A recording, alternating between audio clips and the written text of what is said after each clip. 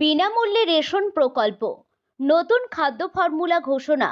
জানুয়ারি 2026 থেকে চালু, মিলবে বেশি গম কম চাল।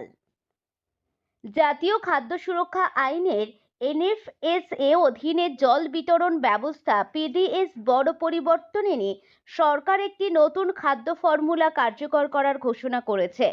এই সিদ্ধান্ত 2026 সালের জানুয়ারির মাস থেকে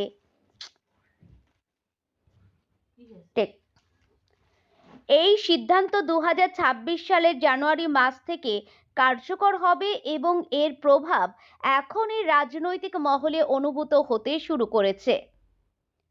ক্ষমতাসীন দল এটিকে উন্নত পুষ্টির ভারসাম্য হিসাবে তুলে ধরছে, অন্যদিকে বিরোধী পক্ষ এটিকে রেশনে কাটছাঁটের কৌশল বলে জনগণকে সতর্ক করছে।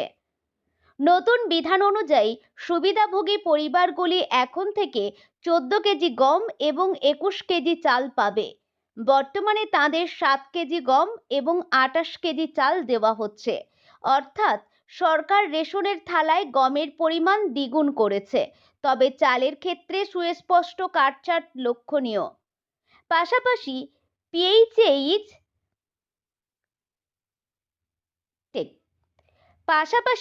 পিএইচএইচ প্রায়োরিটি হাউসহোল্ড সুবিধাভোগীদের জন্যও নতুন নিয়ম ঠিক করা হয়েছে।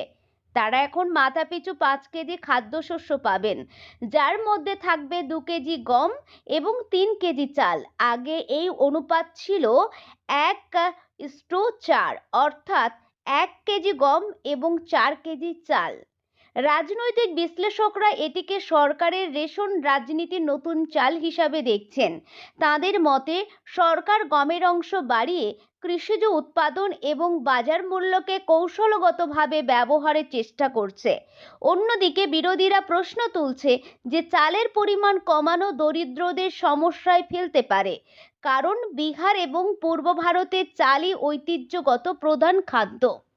বিভাগের দাবি, এই পরিবর্তন ভারসাম্যপূর্ণ বিতরণ এবং খাদ্যশস্যের পর্যাপ্ততা বজায় রাখতে করা হয়েছে। তবে মাঠের রাজনীতি বলে যে রেশনের খেলা কেবল শস্যের নয়, বরং এটি মানুষের অসন্তোষ এবং সন্তুষ্টিরও বিষয়। তাই 2026 সালের এই নতুন রেশন ফর্মুলা ইতিমধ্যেই রাজনৈতিক বিতর্কের কেন্দ্রে রয়েছে। কোথাও এটিকে জনস্বার্থের সিদ্ধান্ত বলা হচ্ছে, আবার কোথাও এটিকে মানুষের থালার খাদ্যবস্তুতে টান পড়া হিসাবে ব্যাখ্যা করা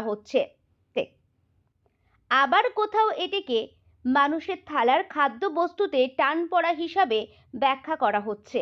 তবে একটি বিষয় নিশ্চিত, রেশনে